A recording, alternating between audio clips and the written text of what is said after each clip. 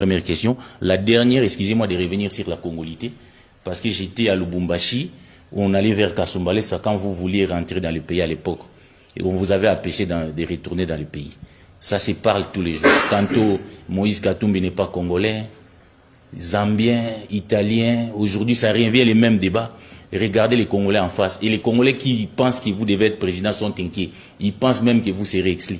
Est-ce que Moïse Katumbi est effectivement congolais? S'il est congolais, pourquoi il y a des doutes sur sa congolité? Merci. Bon, vous savez, Moïse Katumbi n'est pas congolais. Il faut laisser ça aux demandeurs d'emploi. Moïse Katumbi est bel et bien congolais. Je l'ai dit l'autre fois sur France 24.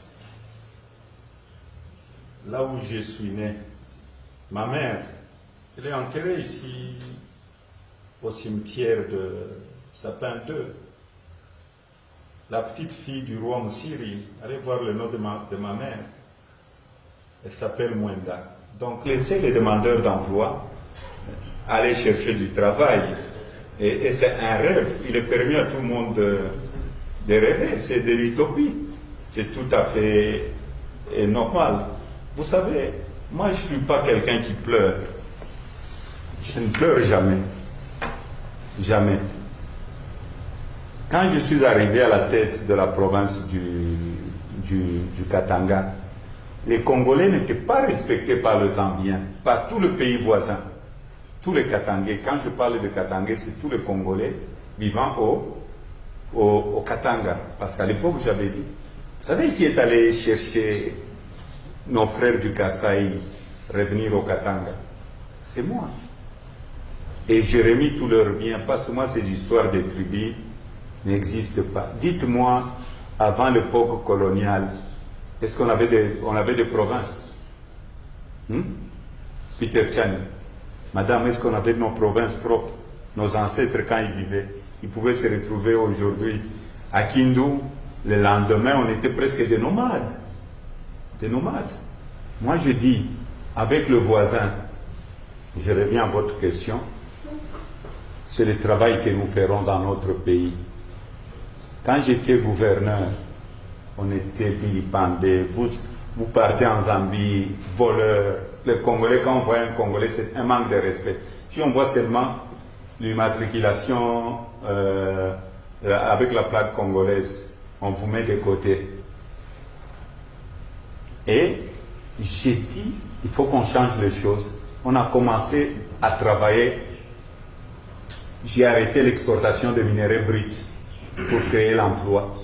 Toutes ces usines qui sont nées ici, c'est moi, l'auteur de ces usines-là. Mais les Zambiens ont commencé à nous respecter. Dans le temps, c'est les Congolais, c'est le gouverneur congolais qui allait en Zambie pour faire des réunions parce qu'il n'y avait pas de route, ils avaient honte. Mais une année après, les Zambiens venaient ici et on a remis le respect. Il ne faut jamais condamner. Si moi je ne mange pas chez moi à la maison, c'est le journaliste. Est-ce que je vais dire c'est madame Odia qui est la base de ça?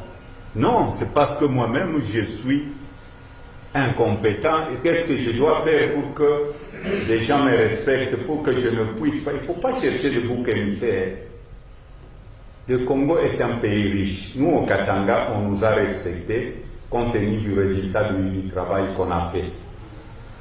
Et tout le monde, est-ce qu'il y a, dites-moi s'il y a un pays qui est venu ici au Congo pour nous dire si la Zambie est venue, ou le Rwanda, ou le pays frontalier, on a la Tanzanie, on a 9 pays. Est-ce qu'ils sont venus nous dire ne construisez pas de route?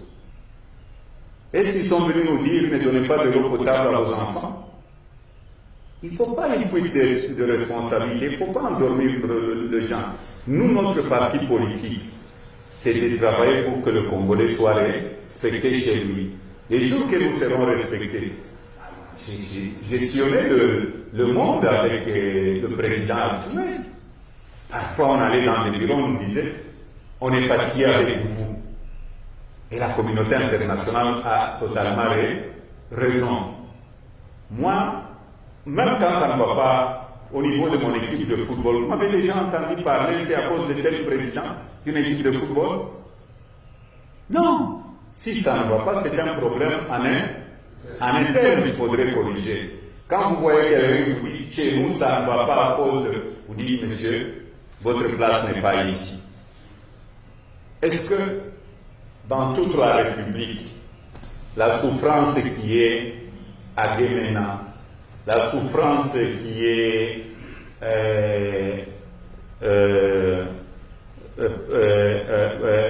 à Kikwit, la souffrance qui est, par exemple, à Manono ou par exemple à Bagandajika, cette souffrance-là, qui sont responsables?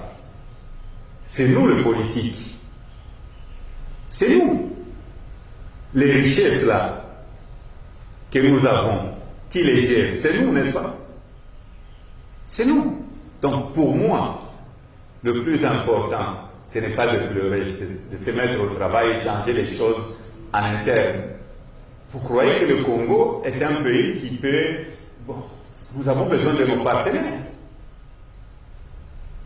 Le Fonds monétaire international nous propose 1,5 milliard pendant, je crois, 3 ans. C'est un exemple que je vous donne. Est-ce que le Congo a besoin de ça maintenant? Nous pouvons demander plus que ça si nous travaillons. Au lieu qu'on nous donne 1,5 milliard, le partenaire va nous donner 100 milliards. Si nous produisons, si le budget monte, le budget national, monte jusqu'à 20 milliards, 25 milliards, vous allez voir, même ce qu'on va nous donner par nos partenaires, ce n'est plus les 500 millions, là, ça va être peut-être 5 milliards, 10 milliards. Donc pour moi, nous sommes responsables, nous les politiques. C'est pourquoi nous voulons changer les choses avec notre parti politique. Et tout est possible. Quand j'ai pris le Katanga, vous ne pouvez pas quitter Kasumbalé, ça jusqu'à Kolwezi. Demandez à Ndeko qui est venu à l'époque. Les camions faisaient 3-4 mois. Maintenant, ils font combien? 6 heures? Est-ce que je suis allé pleurer chez quelqu'un? Non. J'ai dit, nous devons d'abord résoudre nous-mêmes le problème en interne pour que nous soyons respectés.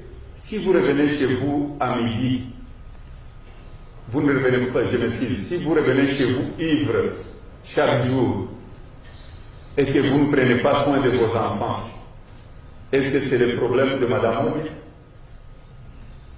C'est votre organisation interne. Donc pour moi, tout est possible. Mettons-nous au travail pour changer les choses. Moi, quand j'étais gouverneur, je n'ai jamais pleuré. J'ai vu des gouverneurs défier, venir au Katanga pour voir ce qu'on faisait. La production je n'ai même jamais parlé du passé, c'est pour vous donner un exemple.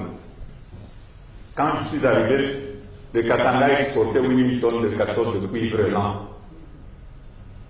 Mais le minerai était là. Mais tout le minerai brut partait en Chine.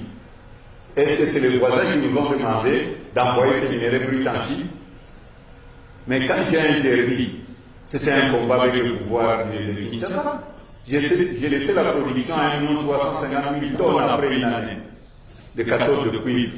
Le cobalt qui était à 2 000 tonnes, on est passé à 60 000 tonnes. Ça dépend de la vision. Donc pour moi, ce que je suis en train de vous dire, tout est possible ici au Congo pour que le Congo soit respecté. Nous avons tout. C'est comme quand nos mamans journalistes se préparent. Et elles ont besoin de l'huile, elles ont besoin du sel, elles ont besoin des tomates, elles ont besoin des oignons, un peu de persil, je ne sais pas quoi, pour faire une bonne sauce. Pour faire la bonne sauce, on a tout ça au Congo. C'est à nous de faire cette bonne sauce. Mais malheureusement, nous les politiques, nous voyons que nos intérêts personnels. Il faut voir l'intérêt de la population. Je vais m'arrêter par là.